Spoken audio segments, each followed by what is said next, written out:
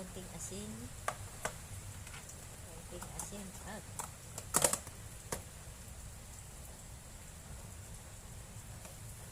ito. Steak, beef steak. Yan ang inilagay natin.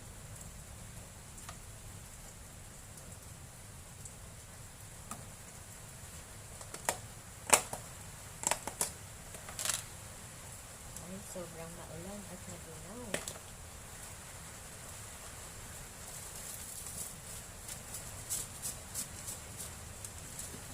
Yan, ayun.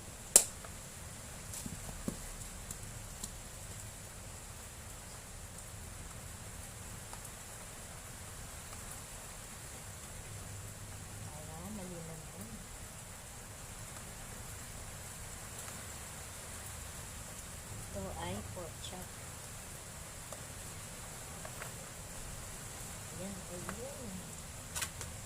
Ilalagay natin ito sa refrigerator. Tayo naman ay maghahanda ng pangtinolang kaprasong baboy.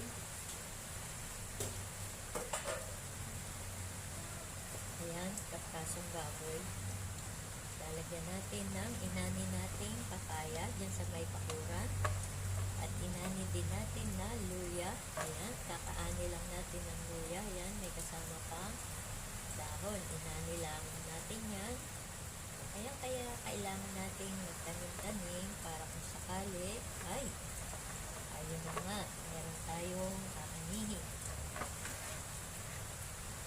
Ayan, puputulin na natin itong luya. Alisin natin ang dahon. Ayan. Ayan natin isasama yung dahon ng luya. Ayan. At hugasan natin itong mabuti.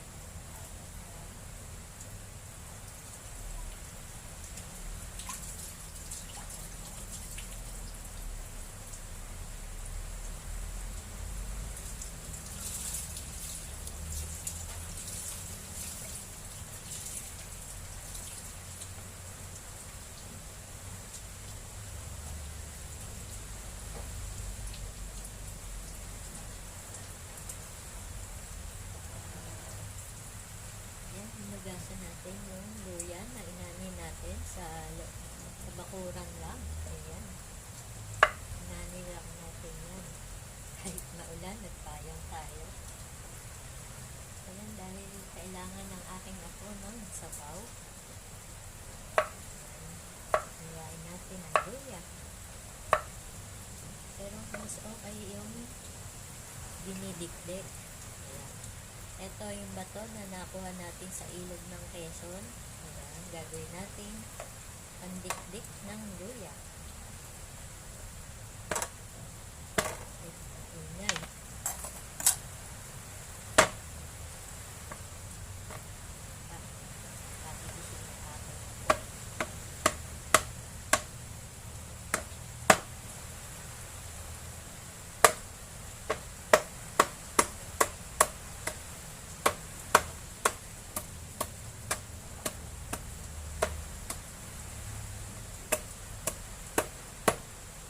Kaya natin ito dinidikdik para lumabas ang anghang.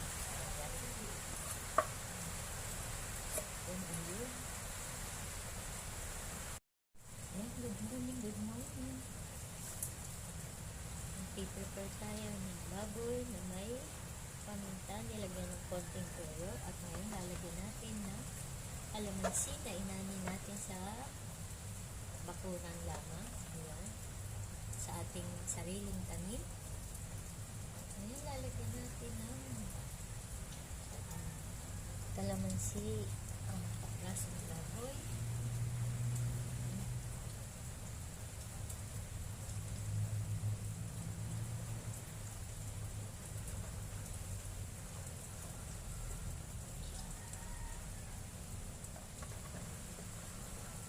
Dahil maulan, bawal lumabas.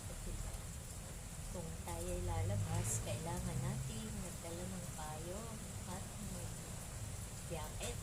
Ayun. Dahil malamig ang panahon ngayon at medyo malakas ang hangin.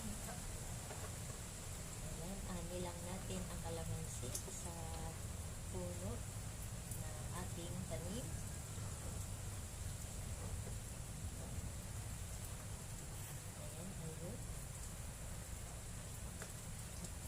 ay i-imbak natin sa ref.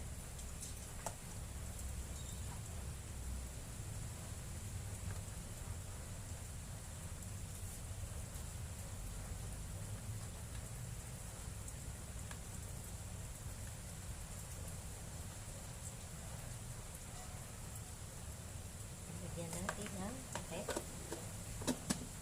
Yan. Lalagay natin yung sa ref mamaya. At ito naman yung nilagyan lang natin ng konting asin at ito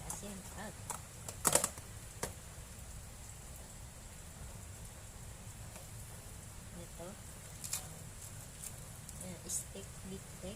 Ayan. Yan ang inilagay natin.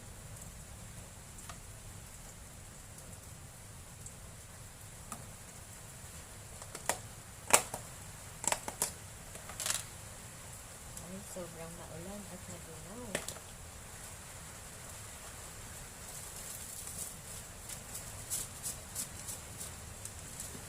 Yan ay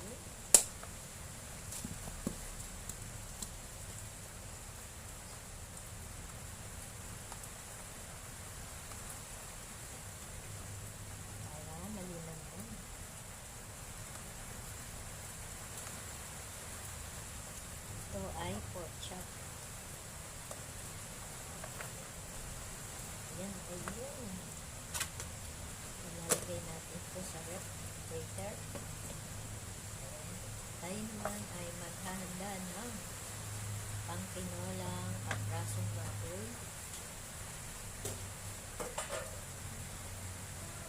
Ayan, kaprasong baboy. Lalagyan natin ng inani nating papaya dyan sa may pakuran. At inani din natin na luya. Ayan, kakaani lang natin ng luya. Ayan, may kasama pang dahon. Inani lang natin yan. Ayan, kaya kailangan natin magtanim-tanim para kung sakali ay ayun na nga, meron tayong kakanihin. Ayan, puputulin na natin itong luya. Alisin natin ang dahon. Ayan.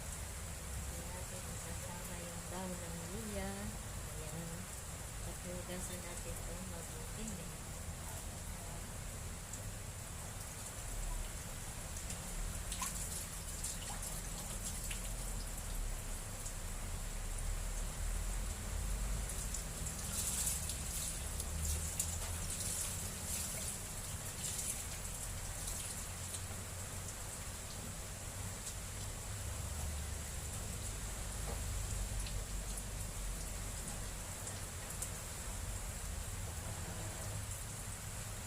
Hinugasan natin yung luya na inanin natin sa bakuran lang. Ayan.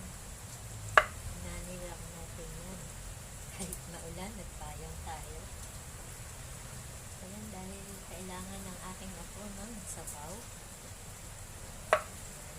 Hiwain natin ang luya. Pero mas okay yung dinidikdik. Ayan. Ito yung bato na nakuha natin sa ilog ng Quezon. Ayan, gagawin natin pandikdik ng luya. Ayan.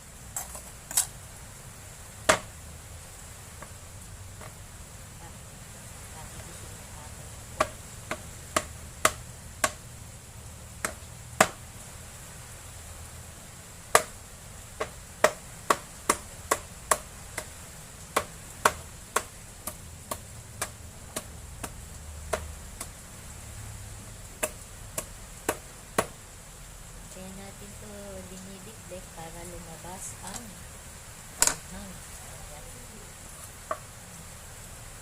Ayun.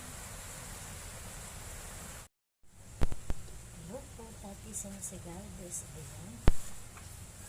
So, prepare tayo ng preserve na ulam. Ayan. Dahil mabagyo, implahin na natin kaprasong baboy.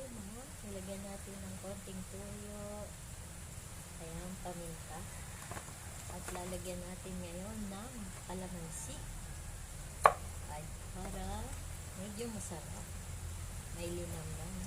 Ayan, inani lang natin ang kalamansi. Yan sa may puno.